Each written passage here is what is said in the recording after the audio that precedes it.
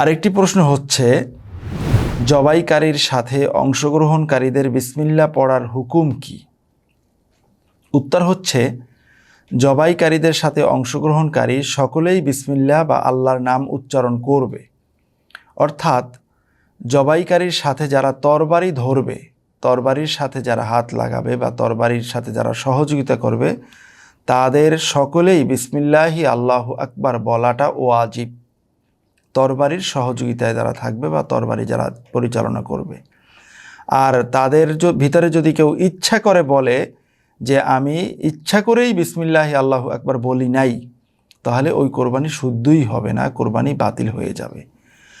আর ওই কোরবানির পশুর হাত, পা, মাথা ইত্যাদি ধরে যারা সহযোগিতা করবে তাদের জন্য বিসমিল্লাহ পড়া উত্তম।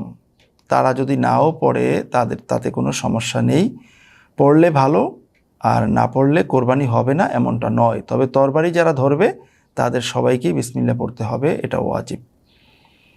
ফতোয়ায়ে কাজী খানের মাঝে এরকম মাসালা এসেছে।